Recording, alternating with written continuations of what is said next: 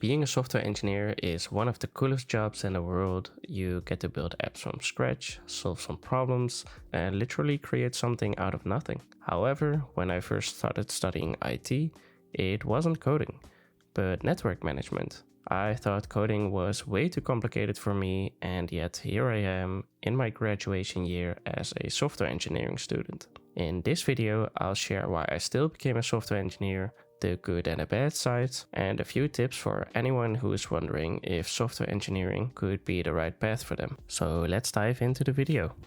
So first, let's talk about why and how I became a software engineer. To answer that question, we have to go back to 2017.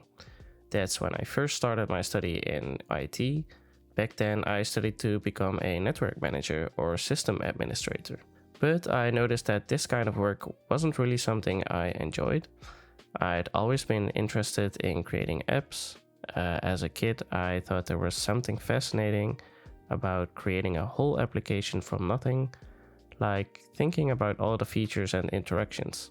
For example, we use apps like Instagram and YouTube daily, at least I do, and I was always wondering how these things work in the background. And of course later I found that they are created by coding.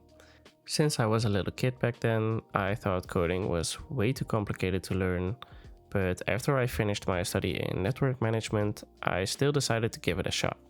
So in 2022, I started studying my bachelor's degree in ICT. That's how it's called here in the Netherlands. I won't go too much into the details, but here in the Netherlands at my study, you can't really specifically study software engineering. The first year it consists more of like 5 different profiles, like backend software, media design, networking, data, and hardware engineering. And after half a year, you have to choose which branch you want to pursue. Anyways, at that point, when I first started my studies, I had zero coding experience.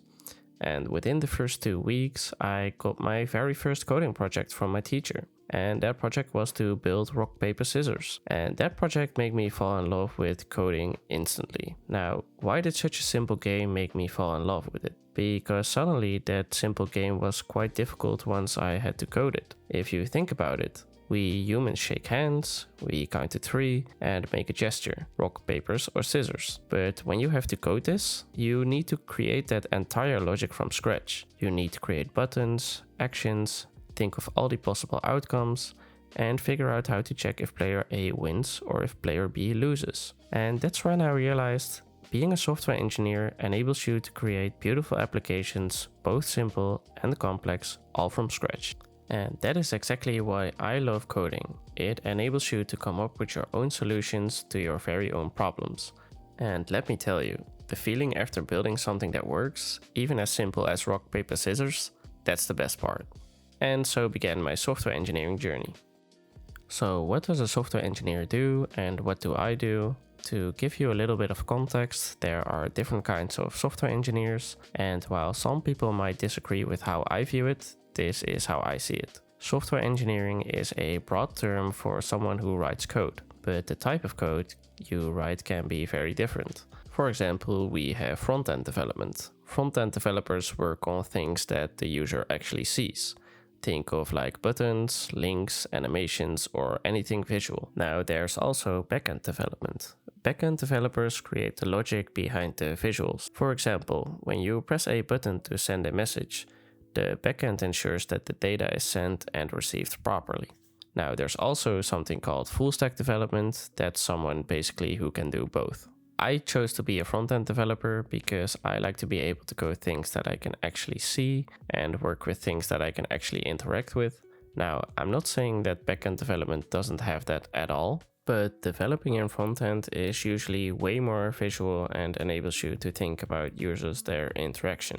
That is basically the main reason why I chose to be a front-end developer. Now, there's also something like mobile development, which is kind of a gray area in my opinion, because developing a mobile application requires a mix of both front and backend in my experience. Since I'm mostly studying front-end languages, I'd say I'm a front-end developer. However, in my last year, I'm more transitioning into a mobile app developer because I wish to publish my very own app one day. And who knows, maybe I'll be sharing that on my YouTube channel as well. So, what are the benefits of being a software engineer?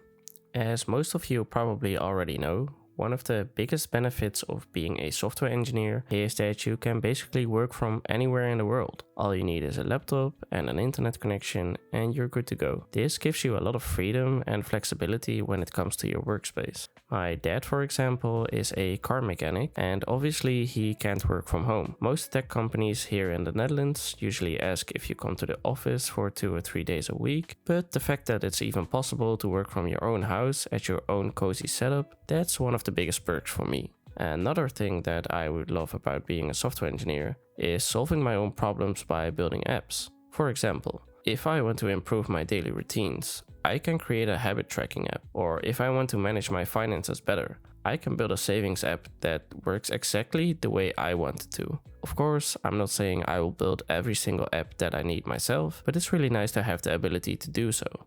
Another benefit that I noticed by being a software engineer is that my problem-solving skills really improved after just a few months of coding. The thing with coding is that you're often thinking about long-term solutions, planning 2 or 3 steps ahead. There's a reason why people say software engineers are lazy. It's because we want to do everything as efficiently as possible, but with minimal effort. And I really feel like that's a nice to have skill even outside of coding. So what are the negatives about software engineering? Of course, there are also some downsides to this job.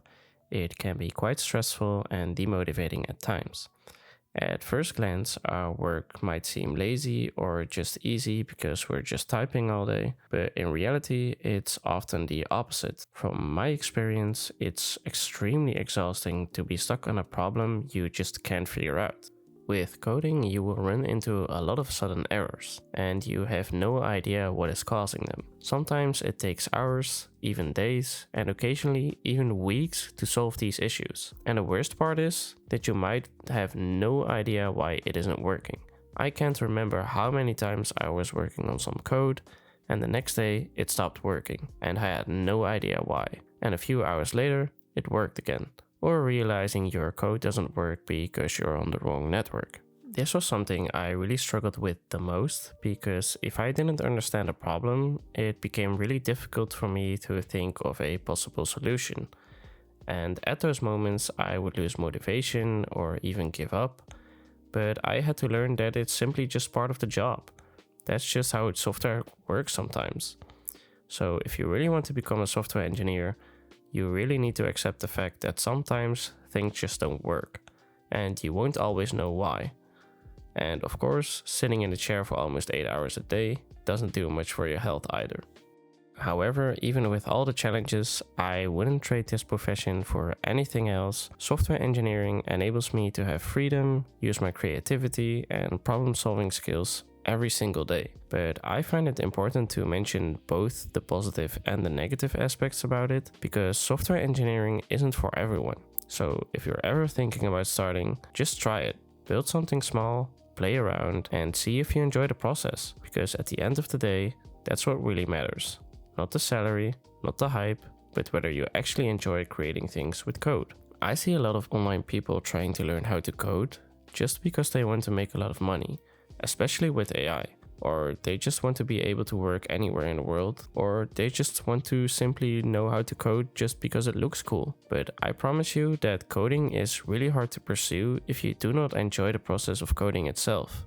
So that's the story of how I became a software engineer, and if you're wondering where you should start yourself, my advice is simple: don't overcomplicate it, build something small like rock, paper, scissors, or a basic calculator, start tiny, finish it, and see if you enjoy the process, because that's the easiest way to find out if this path is right for you. And if you want to see how I personally stay productive while coding, I suggest you check out my video on 7 things I use on my desk setup as a software engineer. I'll link it right here on the screen, and thank you for watching. I'll see you on the next one.